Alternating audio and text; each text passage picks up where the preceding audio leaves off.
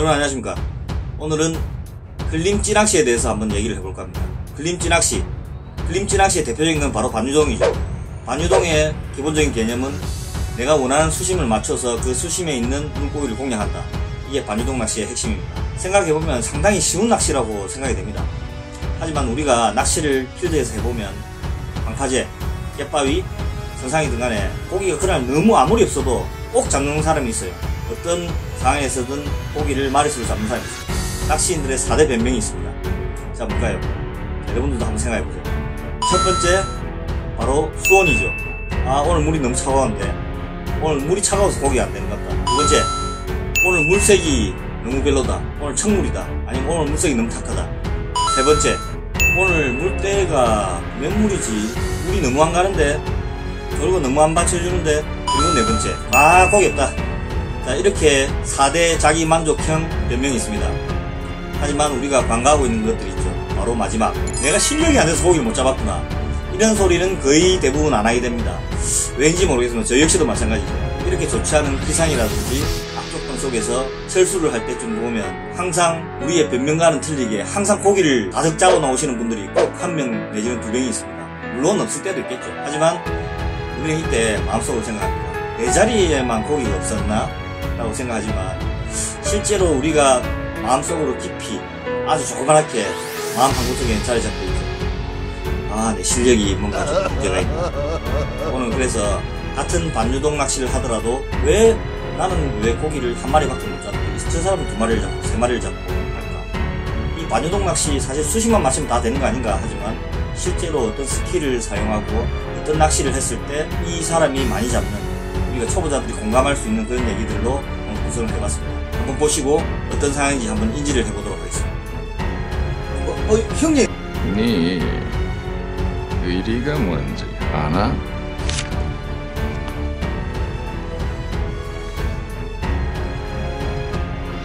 이게 바로 의린기라.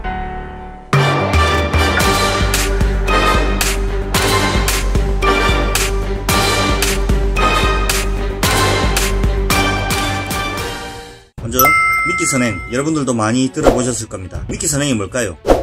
보시는 바와 같이 미끼 선행은 조류의 방향에 따라서 찌보다 미끼가 먼저 진행을 하는 것을 의미합니다. 왜 미끼 선행이 중요한지 한번 보시죠. 밑밥이 조류 방향에 따라서 내려가다 보면 반대 방향에서 냄새나 시각으로 반응을 한 대상어가 밑밥 방향으로 따라 들어오기 시작합니다. 육지에서는 바람으로 냄새를 맡듯이 수중에서는 조류의 방향에 따라 고기들이 냄새를 맡습니다. 밑밥의 냄새에 유인된 대상어는 바닥에 떨어진 곡물이나 크릴을 먹게 됩니다.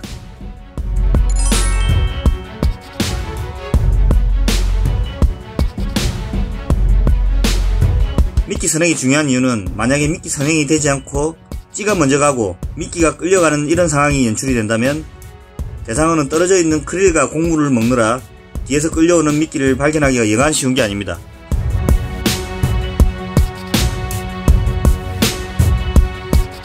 물론 미끼를 물게 되더라도 입질이 시원하지 않을 가망성이 높습니다.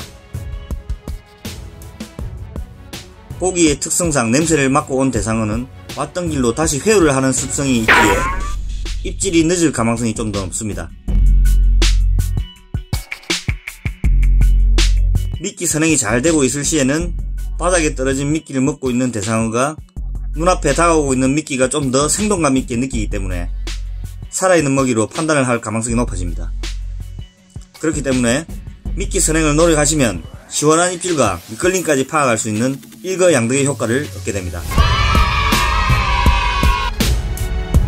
조류가 있다면 언제나 부피가 큰 찌가 먼저 선행을 하려는 그런 성질이 있기 때문에 우리는 언제나 수동적으로 미끼가 먼저 앞으로 갈 수 있도록 원줄을 잡았다 놨다 잡았다 놨다를 반복해주는 것이 미끼 선행을 유도하는 유일한 방법입니다.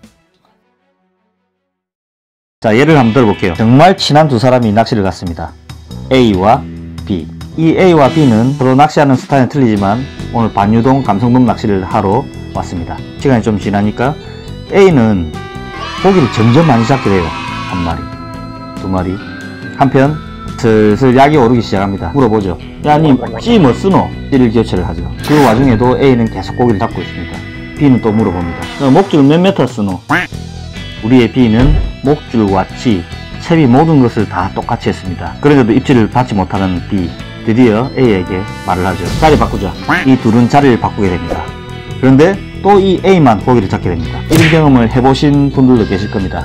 여기서 우리가 짚고 넘어가야 될 부분, 과연 채비 자리까지도 똑같았는데 이 대상어가 A의 미끼만 따라다니는 걸까요? 꼭 그렇게 다 가져가야만 숙이 후련했냐? 뭐가 잘못이 있을까요? 한번 보도록 하죠. 캐스팅에 대해서 먼저 한번 보도록 할게요. 보는 화면에서 물이 좌측으로 흐르고 있습니다. 여기서 사이드 캐스팅으로 목줄을 잡고 자 이렇게 캐스팅을 한번 해보도록 하겠습니다.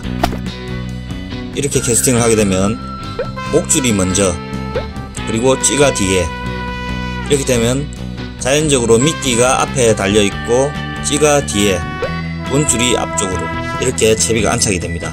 자 다음은 오버캐스팅으로 이렇게 던집니다. 우측으로 던져야 되겠죠. 이렇게 던지게 되면 우리가 평균적으로 낚시를 하게 되면 마지막에 착수 전에 뒷줄을 잡아주는 행동을 하게 됩니다.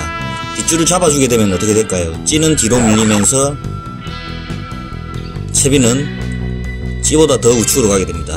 이럴 때는 채비 정렬 자체가 목줄, 찌, 원줄 이런 식으로 채비 배열이 되게 되어 있습니다. 저런 경우에는 우측으로 캐스팅을 하실 때 90도 배열로 캐스팅을 하는 것보다 사선, 즉 한 45도 정도의 캐스팅을 좀 멀리 하셔서 찌와 채비의 배열이 조금 더 90도에 가깝도록 캐스팅을 해주십시오. 그리고 원줄을 조금 잡아주면서 채비 정렬을 뒷줄 견제로 채비 정렬을 해주시면 찌가 조금씩 다가오면서 채비 정렬이 이루어지게 됩니다. 연습을 많이 하셔야 됩니다.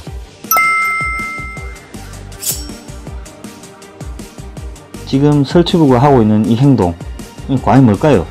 왜 이런 행동을 할까요? 캐스팅 후에 원줄이 바람에 날리든지 또는 찌가 밀려오면서 따라서 원줄도 같이 조류에 함께 이렇게 흘러가야 됩니다. 이때 원줄 텐션을 잡아주기 위해서는 내 찌보다 더 우측편으로 원줄을 넘겨야 됩니다.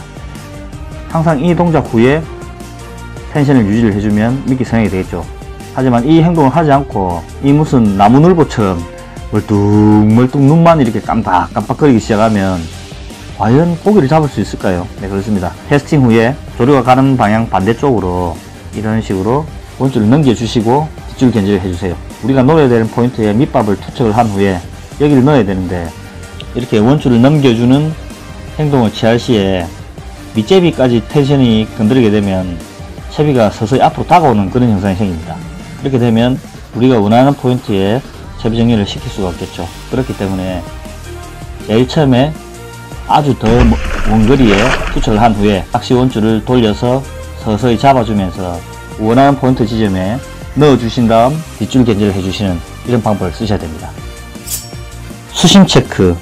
낚시라는 것은 항상 게으르면 안됩니다. 감성돔 낚시는 특히나 수심 체크가 중요합니다. 만조와 간조의 평균적인 수심 차이는 2m에서 1m 정도 차이가 나죠. 이 수심이 수시로 바뀌기 때문에 항상 수심 체크를 낚시하기 전에 조금 귀찮더라도 해주십시오.